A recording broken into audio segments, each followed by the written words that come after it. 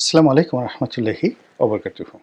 সম্মানিত দর্শক, জনাব তারেক রহমান সাহেব ডিসেম্বর মাসের 25 তারিখে বাংলাদেশে আসবেন, এটি হলো খবর।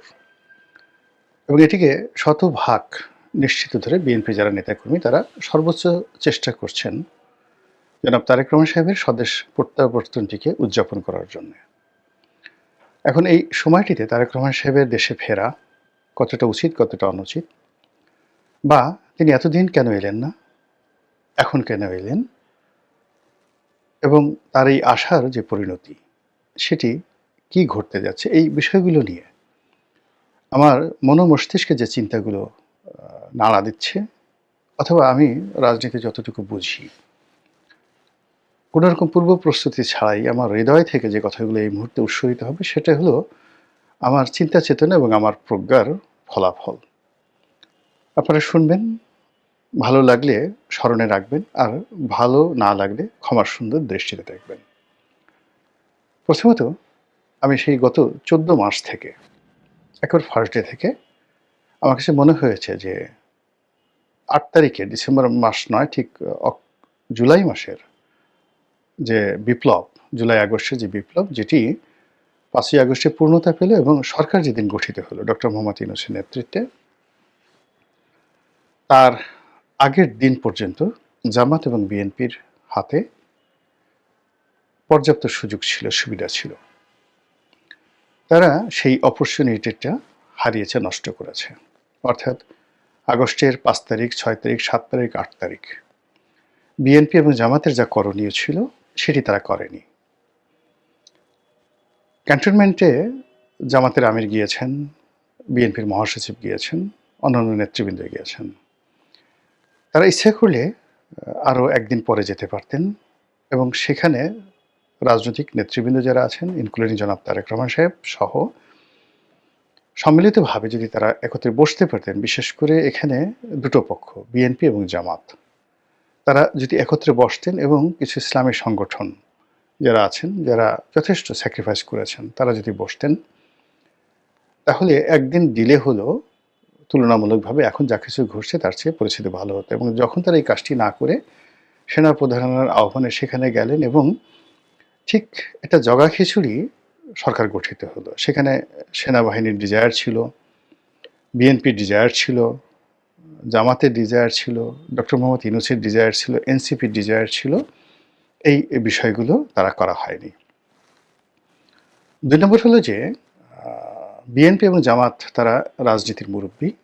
তারা কোনো অবস্থাতেই রাজনীতির এই বিষয়াদি নিয়ে তাদের যে পারস্পরিক যে আলোচনা, পলিটিক্যাল ডিসিশন, সেই ডিসিশনে এনসিপিকে বা বৈষম্য বিরোধী ছাত্র আন্দোলনে যারা নেতৃবৃন্দ রয়েছেন তাদের সঙ্গে বৈঠক করাটাই তাদের ঠিক হয়নি, উচিত হয়নি।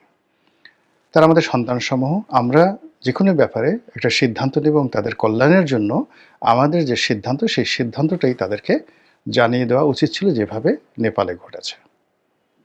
এই 3টি ভুলের কারণে প্রথম দিন থেকে, সরকারের প্রথম দিন থেকে আজকের দিন পর্যন্ত একটার পর একটা অনাসৃষ্টি ঘটে গেছে। এক, এবং এই কথাগুলো দেখবেন যে আমার একটা কনসিস্টেন্সি রয়েছে, ধারাবাহিকতা রয়েছে। এবং এই কারণে কি হলো, দেখুন, আগস্ট মাসের 5 তারিখ পর্যন্ত 2024 বিএনপির সঙ্গে আমার বা জামাতের সঙ্গে আমার যে সখ্যতা ছিল, ঘনিষ্ঠতা ছিল, আমি 5 তারিখের পর থেকে ধীরে ধীরে ধীরে ধীরে তাদের যে সংস্রব, এর থেকে নিজেকে আলাদা করে একজন স্বতন্ত্র মানুষ হিসেবে, একজন আলোচক হিসেবে, রাজনৈতিক বিশ্লেষক হিসেবে নিজেকে তুলে ধরার চেষ্টা করেছি, দলীয় বৃত্তের বাইরে গিয়ে। এবং ওই দিনই ডিসেম্বর মাসের 6 তারিখে আমি সিদ্ধান্ত নিয়েছি যে এইবারের নির্বাচন আমি করব না। বোঝার চেষ্টা করুন। তো কাজে আমি যে কথাগুলো বলছি সেই কথাগুলো ঠিক একই কথা কিন্তু আমি সেই 2014 সনে যখন নির্বাচন হলো তখন থেকে আওয়ামী লীগকে বলে আসছিলাম। তখন আমি আওয়ামী লীগ করতাম যে ইমিডিয়েটলি একটা ইনক্লুসিভ নির্বাচন দিয়ে দেন। এই নির্বাচনটিকে 3 মাসের দিকে যায়েন না। এটা একটা বিনা ভোটে নির্বাচন হয়ে গেছে। 15 দিনের মধ্যে এটা বাদ দিয়ে বিএনপিকে ইনক্লুড করে একটা তত্ত্বাবধায়ক সরকার গঠন করে নির্বাচন দিয়ে দেন। আর যদি না দেন, আপনাদের যত দিন যাবে, এমনকি 10 বছর পরও যদি আপনার পতন হয়, মানে তত ১০ বছর পরে পতন হলে ১০ বছর সময় লাগবে আপনাদের রিগেইন করতে। আর ১৫ দিন পরে যদি আপনারা ক্ষমতা হস্তান্তর করেন তাহলে ১৫ দিনও লাগবে না আপনাদেরকে রিভাইভ করতে। তো সেইটা আমি ৪ বছর ধরে আওয়ামী লীগের বিরুদ্ধে প্রচার করেছি। তো এই যে যখন এই সরকার এলো তখন যেহেতু আমি পুরো সময়টা ২০১৪ থেকে আওয়ামী লীগের রোষানলে আর বিএনপিতে যোগদান করার পর ২০১৮ সালের পর থেকে রীতিমতো আওয়ামী লীগের হিট লিস্টে। ফলে আওয়ামী লীগ অন্যান্য বিএনপির যে সকল রাজনৈতিক নেতৃবৃন্দ রয়েছেন তাদেরকে ক্ষয়ক্ষতি করার যে সকল চেষ্টা করেছে প্রায় সব কিছুই আমার উপর করা হয়েছে। অন্যেরা আহাজারি করেছে, মিডিয়ার সামনে এসে বলেছে, কিন্তু আমি কথাগুলো বলিনি এবং বলবো না। এর কারণ হলো এগুলো অ্যাবজর্ব করার সক্ষমতা আল্লাহ আমাকে দিয়েছেন বলেই তারা এই কাজগুলো করতে পেরেছে। তো এটা তারপর তারা আমাকে যে অত্যাচার করেছে, জুলুম করেছে, আল্লাহ যে তাদের সেই জুলুম অত্যাচারের প্রতিকূলে আমাকে বাঁচিয়ে রেখেছেন এজন্য আমি শুকরিয়া আদায় করছি। আবার ধরুন এই সময়টিতে বিএনপি বা জামাতের সেই পুরো সেই ২০১৮ থেকে একেবারে ২০২৪ সন পর্যন্ত আমার যে এন্ট্রান্স ছিল, সংযোগ ছিল, তো আমি অন্যান্য যারা সুযোগ নিয়েছেন এমন কোনো সুযোগ নাই যেটি আমার জন্য প্রযোজ্য ছিল না। সরকারে এখন যারা চালাচ্ছেন তাদের কাছ থেকে সুযোগ নিতে পারতাম, বিএনপির কাছ থেকে নিতে পারতাম, জামাতের কাছ থেকে নিতে পারতাম, অথবা যারা এই সময়টিতে সুযোগ বিতরণ করেছেন আসলে জ্ঞান বুদ্ধি বা কোনো জায়গাতে আমার কাছে নিজেকে তাদের সাথে হীন মনে হয়নি কখনো। এই কথাটা বললাম এই কারণে যে তাদের অনুমতিও দরকার ছিল না। এই যে একটা অরাজক অবস্থার মধ্যে অন্যান্য যারা সুযোগ নিয়েছেন, আমি যদি একটু চেষ্টা করতাম বা ইচ্ছা করতাম এই সুযোগ নেওয়া আমার জন্য কোনো বিষয় ছিল না। ২-৪টে ব্যাংক দখল করা, ২-৪টে টেলিভিশন দখল করা, ২-৪টে পত্রিকা অফিস দখল করা, তারপরে আওয়ামী লীগের ২-৪ দশজনকে সেফ এক্সিট দেওয়া, এক একটা ডিল হয়েছে। যারা সেফ এক্সিট দিয়েছেন শত শত কোটি টাকার ডিল হয়েছে। আওয়ামী মাইন্ডের যে সকল ব্যবসা প্রতিষ্ঠান রয়েছে শত শত কোটি টাকার ডিল হয়েছে। এগুলো আমার জন্য কোনো ব্যাপারই ছিল না। আমি এই লাইনের মানুষ, সব মুখস্থ, সব জিনিসগুলো মুখস্থ। ফলে ৫ তারিখ সকালবেলা থেকে আমি চেষ্টা করলে কয়েক হাজার কোটি টাকার মালিক সহ মানে পদপদবি আমার জন্য কোনো ব্যাপার ছিল না। কাকপক্ষীয় টের পেত না। এখন চাঁদাবাজ হিসেবে, দখলবাজ হিসেবে যাদের নাম আসছে, আমি এই কাজ করলেও আমার নাম আসতো না। এর কারণ হলো আমি কৌশলগুলো জানি।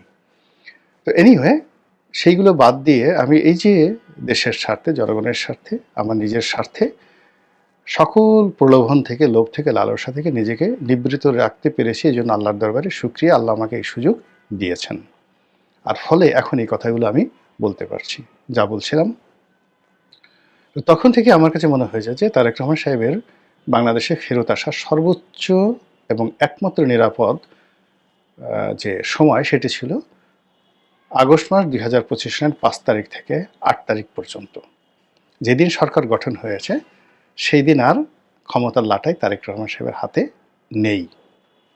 আর দিন যত গেছে এই বাংলার জমিন, রাজনীতি, আকাশ বাতাস সব কিছু তারেক রহমান সাহেবের জন্য বুমেরাং হয়ে গেছে।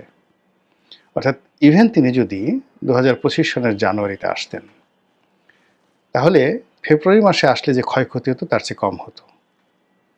আর এখন যে আসছেন মানে তার চেয়ে ১০০ ভাগের ১ ভাগ ক্ষয়ক্ষতি হতো যদি তিনি সে আরও ৬ মাস আগে আসতেন। ফলে তার যে ঝুঁকিটি, এই মুহূর্তে দেশে ফেরার যে ঝুঁকিটি, এটি একটি মানুষের জীবনের সর্বোচ্চ।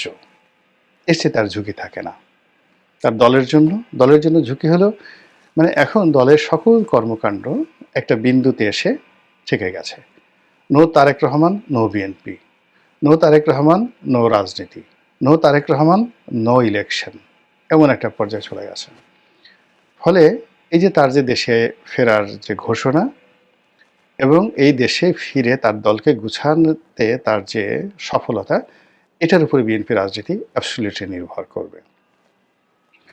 এখন তিনি এই যে ২৫ তারিখে আসার যে সিদ্ধান্ত তিনি নিলেন, কেন নিলেন এবং এটার পরিণতি কি? পরিণতি কি হতে পারে সেই ব্যাপারে আমি যাকে বলা হয় Maulana Abul Kalam Azad, the India wins freedom, India wins freedom পৃথিবীর ইতিহাসের যে সকল রাজনীতির বই রয়েছে তার মধ্যে অন্যতম। ভারত যেভাবে স্বাধীন হলো সেই বইতে মাওলানা আবুল কালাম আজাদ ইন্ডিয়ান কংগ্রেসের সবচেয়ে দীর্ঘকালীন যিনি প্রেসিডেন্ট ছিলেন এবং স্বাধীন ভারতের প্রথম শিক্ষামন্ত্রী, তো এই প্রজ্ঞাবান মানুষটি একটা বক্তব্য দিয়ে গেছেন, রাজনীতির যখন ক্রিটিক্যাল মোমেন্ট আসে, ভীষণ রকম ক্রিটিক্যাল মোমেন্ট আসে, তখন নেতার সামনে দুটো সিদ্ধান্ত নেওয়ার সুযোগ এসে যায়। প্রথম সিদ্ধান্ত হলো যে এই ক্রিটিক্যাল মোমেন্টে তার হৃদয় থেকে, মন থেকে যেটা নিঃসরিত হয় এবং জনগণ যেটা আশা করতে পারে না, স্বপ্ন দেখতে পারে না বা বলতে পারে না, সম্পূর্ণ ব্যতিক্রম ধর্মী একটি নতুন চিন্তা, চেতনা এবং সিদ্ধান্ত যখন কোনো একটা নেতা নিতে পারে, ইতিহাস পাল্টে যায় এবং নেতার বিজয় হয়। এইগুলো একটা। তাহলে কি হলো, যখন একটা ক্রিটিক্যাল সময়ে যায়, সেই ক্রিটিক্যাল সময়ের মধ্যে আপনি স্বাভাবিকভাবে জীবনযাপন করবেন, হাওয়া যেদিকে যায় সেভাবে চলবেন, অথবা আপনি সব কিছুর ঊর্ধ্বে গিয়ে এমন একটা সিদ্ধান্ত নেবেন যার মনোমস্তিষ্কে, যা কিনা কোনো অবস্থাতেই মনোমস্তিষ্কে অন্য মানুষের আসে না। এই আপনার ব্যতিক্রমধর্মী অল অন এ বোল্ড ডিসিশনের কারণে আপনি বিজয়ী হবেন। কিভাবে? সম্রাট Constantine the great, Constantine the great, রোমের সম্রাট, তো তিনি রোমের কাছাকাছি মার্চ করছেন এবং তিনি জানেন যে রোমান যে বাহিনীর সঙ্গে এখানে যে রাজনীতি চলছে তিনি পারবেন না। তো ওই মুহূর্তে তাকে একটা সিদ্ধান্ত নিতে হবে এবং যুদ্ধের আগে অল অন এ সার্ডেন তিনি একটা সিদ্ধান্ত নিলেন। তিনি খ্রিস্ট ধর্মকে রাষ্ট্রধর্ম ঘোষণা করলেন, নিজে খ্রিস্ট ধর্মে দীক্ষিত হলেন এবং জনগণের মধ্যে একটা নতুন উন্মাদনা তৈরি করে, যুদ্ধে জয়লাভ করে এই একটা নতুন ডাইনেস্টি তৈরি করলেন। এই পুরো সিদ্ধান্তটি মানে খ্রিস্ট ধর্ম প্রতিষ্ঠিত হওয়ার ৩০০ বছর পরে প্রথম একজন সম্রাট উইদিন ১ মিনিটের মধ্যে নিয়েছিলেন। একই বিপদে পড়েছিলেন সম্রাট বাবর। তিনি আসলেন, যুদ্ধ করলেন, পানিপথের যুদ্ধ। এরপর রাষ্ট্র প্রতিষ্ঠা করতে গিয়ে তাকে পরপর কয়েকটি যুদ্ধ করতে হয়। তো গুজরাটের একটি যুদ্ধে গিয়ে, অর্থাৎ এই যে নরেন্দ্র মোদীর যে এলাকা, এই এলাকার লোকজন খুবই দুর্ধর্ষ। তাদের সাথে যুদ্ধ করতে গিয়ে তিনি আর পারছিলেন না, তার সৈন্যবাহিনীর মনোবল ভেঙে যাচ্ছিল। বাবর মদ্যপান করতেন নিয়মিত। তো তিনি সেই যুদ্ধের ময়দানে হঠাৎ করে মদ্যপান বন্ধ করে দিলেন, মদের সকল ভাণ্ড সব ফেলে দিলেন, দিয়ে তিনি ঘোষণা করলেন তিনি আর জীবনে মদ খাবেন না। তার এই রাষ্ট্র শাসন, রাষ্ট্র জয় বিজয়, এটি একটি জিহাদি কর্ম। ফলে তিনি যদি জয়লাভ করেন তাহলে হবেন গাজী, আর মরলে হবেন শহীদ। এই কথা বলে তিনি যখন তলোয়ার নিয়ে যুদ্ধের ময়দানে গেলেন, তার সৈন্যদের মধ্যে একটা উন্মাদনা তৈরি হলো এবং তিনি একটা ডাইনেস্টি তৈরি করে ফেললেন, ৩৫০ বছরের ডাইনেস্টি। এই হলো সম্রাট বাবর। এইভাবে নেতার একক, মানে এই যে বাবর বা সম্রাট কনস্টান্টাইন, কিংবা ওই যে ইতিহাসের যে আইরিশ বীর রবার্ট ব্রুস, তারা যে সিদ্ধান্তগুলো নিয়েছেন, বিশ্বাস করেন কোনো উপদেষ্টার পরামর্শ নয়, কোনো জনগণের কথা নয়, তিনি একা ছিলেন, তানহাই, সেই একা থেকে তিনি এই সিদ্ধান্তগুলো নিয়েছেন। তো তারেক রহমান সাহেবের এই যে দেশে ফেরার যে সিদ্ধান্ত, এরকম একটা ঝুঁকিপূর্ণ মুহূর্তে যদি এককভাবে তার নিজের সিদ্ধান্ত হয়, কারো পরামর্শ না হয় এবং তিনি কারো দ্বারা ইনফ্লুয়েন্সড নন, কলনে ছাড়েন, তার মধ্যে একটা এলহাম এসে গেছে, তার কাছে মনে হয়েছে এই মুহূর্তে বাংলাদেশে তার যাওয়া উচিত এবং তিনি যাবেনই। নিশ্চিত থাকেন তিনি বিজয়ী হবেন, সফল হবেন, তার প্রতিপক্ষরা পরাজিত হবে। কিন্তু যদি পপুলারিটি পাওয়ার জন্য তার কোনো পরামর্শকের পরামর্শ অনুযায়ী, অথবা এই যে সামাজিক মাধ্যমে বিভিন্ন যারা ইনফ্লুয়েন্সার রয়েছেন, বিভিন্ন কমেন্ট করেন, তারা আসা উচিত, কাল আসা উচিত, অর্থাৎ জনগণের কথা মধ্যে যদি তিনি আসেন, তাহলে তার পরিণতি কী হবে, যেটি মাওলানা আবুল কালাম আজাদ তার ইন্ডিয়া উইন্স ফ্রিডমে দ্বিতীয় রাজনীতিবিদ যারা রয়েছেন, লিডার যারা রয়েছেন, তাদের দ্বিতীয় যে কর্মটি ক্রিটিক্যাল মোমেন্টে। প্রথম কর্ম হলো যে তিনি নিজের মতো সিদ্ধান্ত নেবেন, যেটা আমি আগে বললাম। আর দ্বিতীয় কর্মটি হলো তিনি যদি জনগণের কথা মতো, জনগণের কথায় নাচেন, জনগণের কথায় সায় দেন এবং জনগণের কথায় সায় দিয়ে তিনি সেই কাজ করেন যেটি তিনি বিশ্বাস করেন না, যেটি করার সামর্থ্য তার নেই। আর স্বাভাবিক কমন সেন্স অনুযায়ী, একেবারে সাধারণ কমন সেন্স অনুযায়ী যে কোনো মানুষ বলবে যে এই কাজটি করা ঠিক হয়নি। এরকম কোনো কাজ যখন একটা নেতা করে, তার পতন, ধ্বংস একেবারে শতভাগ নিশ্চিত। এখন এই যে জনাব তারেক রহমান সাহেবের যে আগমন, সেই আগমন উপলক্ষে কি হবে আগামীতে কোর্স অফ অ্যাকশন, এটা আমরা দেখতে পাবো। কিন্তু অ্যাডভান্স আমি যে কথাগুলো বললাম, এটা কেবলই মতো জনাব তারেক রহমান সাহেব জানেন, আর উপরে জানেন আল্লাহ। যদি দুনিয়ার পলিটিক্যাল সায়েন্স অনুযায়ী কোনো কিছু সেখানে সিদ্ধান্ত গৃহীত হয়, তাহলে ওই যে আমি বললাম এই যে অন্তরের কথা বা ঘটনা, এটা কেবলমাত্র তারেক রহমান সাহেব জানেন, আর জানেন তার মালিক আল্লাহ রাব্বুল আলামিন। এটা গেল দ্বিতীয় পার্ট। তৃতীয় পার্ট হলো তার আগমনকে কেন্দ্র করে যে ধরনের জলসা হচ্ছে, মানে সংবর্ধনার আয়োজন হচ্ছে, সাংবাদিকদেরকে ডাকা হচ্ছে, গানের আয়োজন, মানে তাকে সেলিব্রেট করার জন্য বিভিন্ন জায়গাতে সঙ্গীতের আয়োজন হচ্ছে, কনসার্ট হচ্ছে। এগুলো আমার কাছে ভালো লাগছে না। এগুলোর মধ্যে আমি অশনির সংকেত দেখতে পাচ্ছি। এর কারণ হলো, যখন কোনো কিছুর আগমন নিয়ে খুব বেশি অ্যাডভান্স উৎসাহ দেখানো হয়, উদ্দীপনা দেখানো হয়, তখন আল্লাহ আসলে বেজার হন। তার এই আগমনটার কোনো হেতু নেই। তিনি এমন কোনো সফলতা বানিয়ে নিয়ে আমাদের এই দেশে আসছেন না। তাকে একটা যুদ্ধ করার জন্য আসছেন তিনি। আমরা আনন্দ দেখাবো কেন?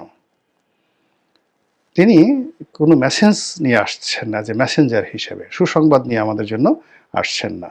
আমরা কেন আনন্দ দেখাবো বলেন? তিনি যে বাংলাদেশ থেকে গেছেন একটা করুণ পরিণতির মুখোমুখি হয়ে, অপমানিত হয়ে, লাঞ্ছিত হয়ে, কষ্ট পেয়ে, দুর্ভাগ্যের রাজপুত্র রূপে তিনি দেশ ত্যাগ করেছিলেন 1/11-এর সময়। এটা ছিল অপমানের একটা বিদায়।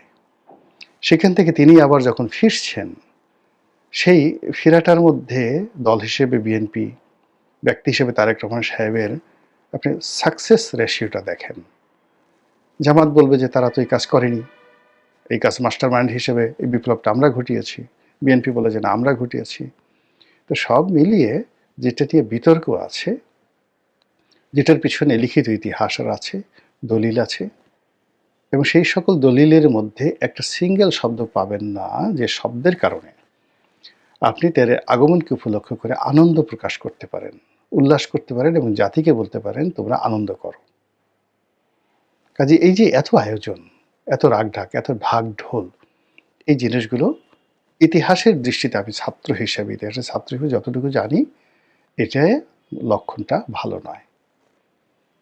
আল্লাহ আমাদের এই জাতিকে রক্ষা করুন, হেদায়েত দান করুন, বিপদ বিপত্তি থেকে রক্ষা করুন। আসসালামু আলাইকুম রহমতুল্লাহি ওয়া বারাকাতুহু।